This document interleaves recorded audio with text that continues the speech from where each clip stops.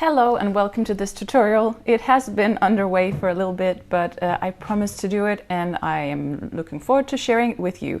So it's this lovely tiered dress that's made from some linen that I dyed with the watercolor effect.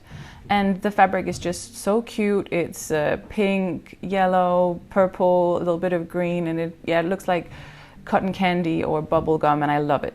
So to make this dress, you need a shirt to measure from, and I've made a book both in English and in Danish where you can actually see the technique. So you can always find that if you search for my name and books. So I'm tracing around the shirt and making some large sleeves and a wide top as well. So always give it a little bit extra seam allowance and don't go too tight, too narrow, because you can always make it smaller afterwards instead of making it bigger, which is impossible. And I like these wide fit tops and dresses. So I'm just making like a very quick front neck opening because I'll adjust that later and I'll show you. So that was the top bit cut, and now I need to make some gathers for the next bit. And I'm not really measuring, I'm just cutting because I've done this so many times, but again, you can find more techniques on it in my book. So that was the first tier, and then I'm going to make 2 parts for the next tier. With this type of dress, you can make as many tiers as you want, and the technique is to make each tier 1.5 to 2 times wider than the previous one. So that's why I'm cutting almost, I'm cutting 2 pieces, so it will almost be twice as wide as the middle tier.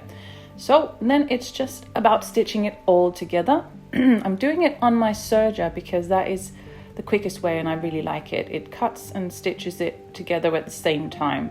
But you can easily just use a normal sewing machine with a normal stitch and a zigzag stitch to make sure that the edges don't fray. This is just because I love my serger and then it's nice and quick. So that was the 2 shoulder seams stitched together, and now I'm doing the sides of the top, so from the bottom of the sleeve opening and down to the bottom of the opening. So that's 4 different seams to stitch the top together, 2 shoulder seams and 2 side seams, and then you can see that it's pretty much ready to go. Then it's about the middle tier. So I'm stitching this long line of fabric together to a tube, and then that tube will be attached to the top bit. And when you attach them together, it's important that you make sure the front of the fabric goes against the front of the fabric so that you have the seams facing in towards the body and not facing outwards. So I separate the different parts in 4. So the long tube I've separated in 4 parts with my little clips, and I'm doing the same with the top bit. So 4 different parts that are approximately the same size. And then I match them up together, so I make sure first of all, that the fabric is facing in the right direction. And then it's simply about making sure that the clips match up to each other, so that for every time there is a 1/4 of the top or a 1/4 of the tier, then I match them up together, because then I know what to stitch together. And that's an easy way to do it. And you can see here how the tier layer will be ruffled, so it will fit with the blouse layer or the top layer. And you can do it much more detail oriented. You can stitch it by hand, or you can put lots more pins in it or something. But I just like to do it like this. And of course, I'm very, very careful of my fingers when I'm taking it through the serger like this. But because I have those clips in, those wonder clips in as markers for every 1/4 of the way I'm going, then I know approximately how many ruffles, how much gathers to make along the way. And that seems to work really well for me. And you can do it in different ways. There also are some details about this in my book. So now it's just about stitching the middle tier to the top layer. And of course, now I've got quite a bit of fabric, and I will end up with even more fabric because there is the next layer, the next tier to add as well. So folding it out to front, this is what it looks like. You can see how the gathers are, and for my liking, I think they're fine. They're a bit random, but they're also, they are evenly distributed because I have divided the parts into 4. So that is fine. And I've got my serger seam there, so that's also good. And then it's about the last part. And for that, I had made 2 long lines that I need to stitch together.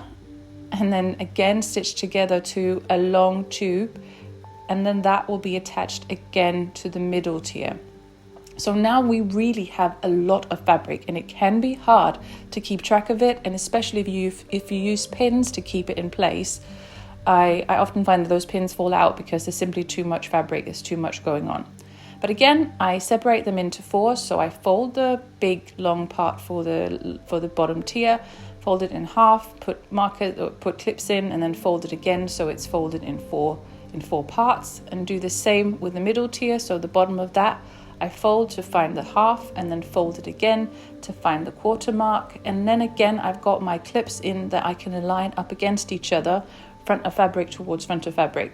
But now I'm going to use some safety pins, because when I've got this much fabric, pins seem to fall out and the clips can also fall out, and I don't want to risk that. So I'm marking up the clips next to each other and then putting some safety pins in, because then I can take the safety pins out just before I stitch up in that area, but I'm sure that everything stays in place.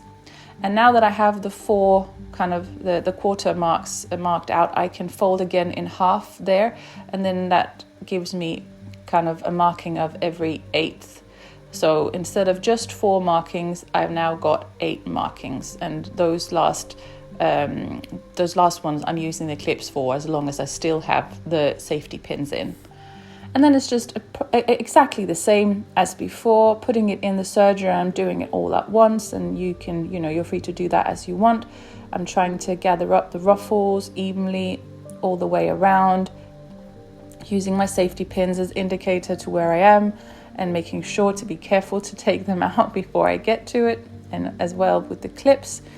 And then it's just a lot of fabric that you need to stitch through. And that's also why I love making stuff that's just old bed linen that's stitched up again, because you need a lot of fabric for a dress like this. So then it's a cheap way to do it.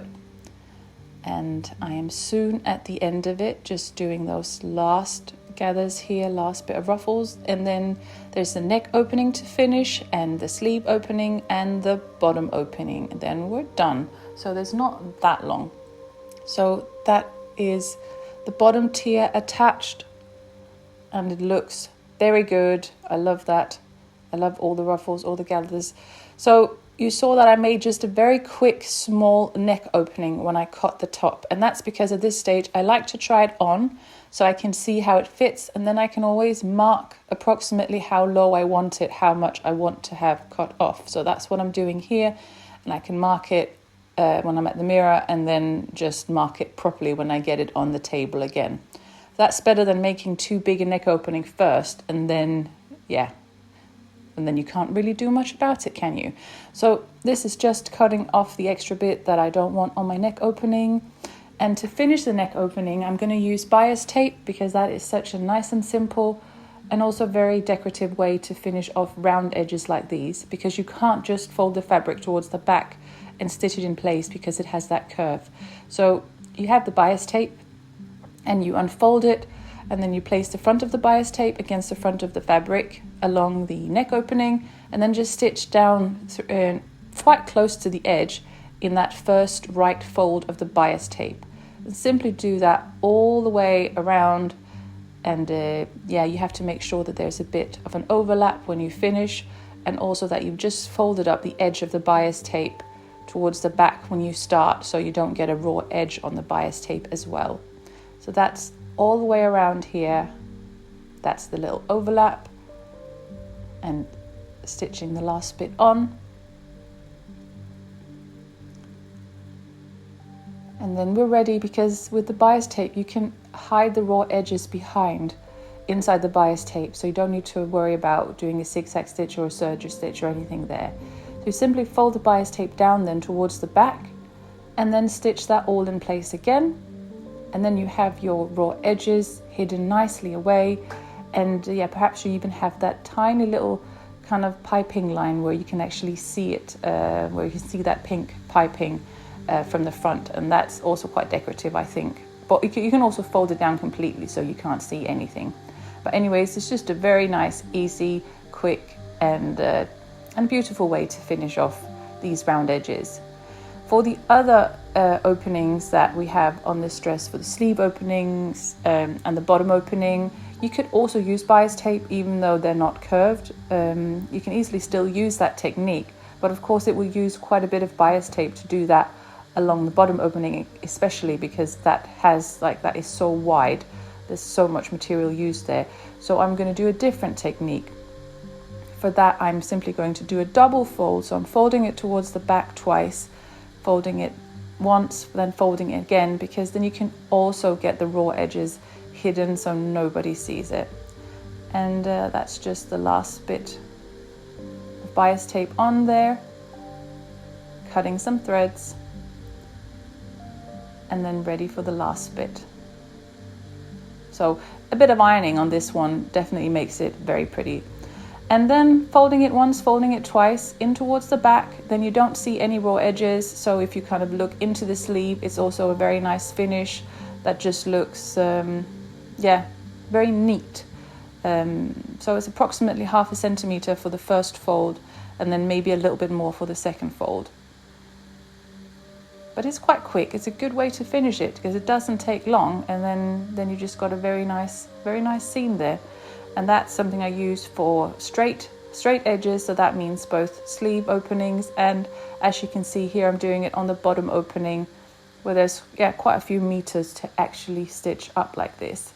But it's very soon done, so it's not a very long time to make a dress. It's quite quick, and of course it's not fitted or anything. It's nice and flowy, but it looks super cool and it's very comfortable to wear. So thank you for watching and see you next time. Bye bye.